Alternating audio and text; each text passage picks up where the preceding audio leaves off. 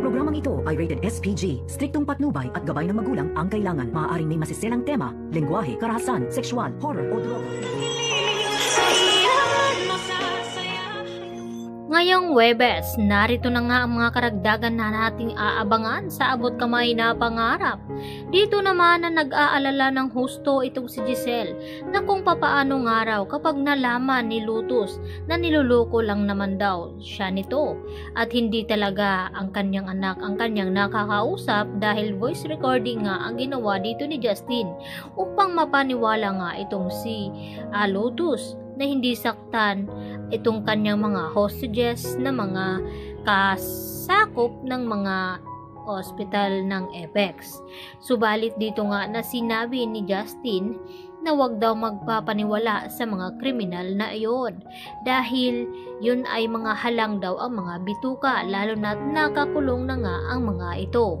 At dagdag pa ni Justin na dapat hindi magkapante itong si Giselle dahil hindi daw hindi maasahan at mapagkatiwalaan ang mga nakakulong. Subalit hindi sang-ayon itong si Giselle sa mga sinasabi nga dito ni Justin dahil naintindihan naman daw niya ang kapakanan ng pagiging ina at dahil ayaw niya na may masaktan at na nangungulila nga daw itong si Lutus sa kanyang anak at nararamdaman iyon ni Giselle dahil naging ina daw siya nito. At dito naman na sumagot si Justin na wag daw ikukumpara ang pinagdadaanan ni Giselle sa pinagdadaanan dito ni Lutus. At dito na nga na tumawag muli itong si Lutus dito kay Giselle.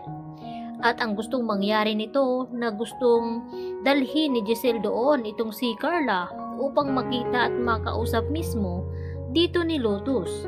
At dito nga natigilan itong si Giselle dahil alam niya na malabo ngang mangyari iyon dahil nasa operating room ang kanyang anak na si Carla.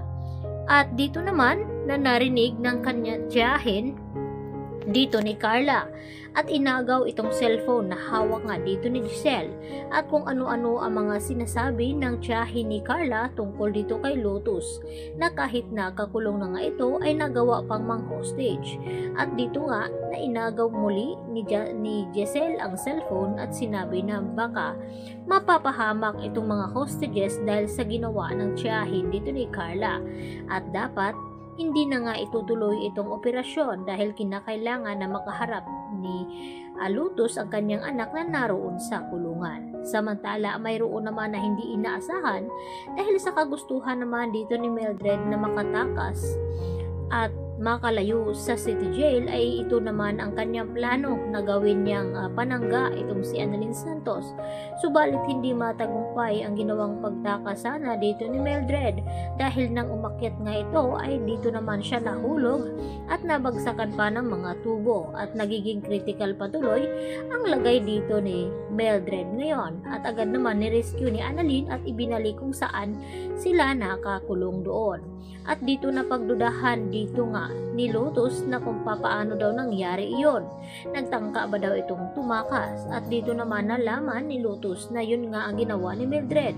Subalit hindi nga ito matagumpay at dito na nagdududa itong si Lutus na baka may kinalaman nga itong si Annalyn Santos sa pagtangkang pagtakasana dito nila Mildred. Subalit tinatanggi ito ni Annalyn na wala daw siyang kinalaman at ginawa pa nga siyang panangga nito.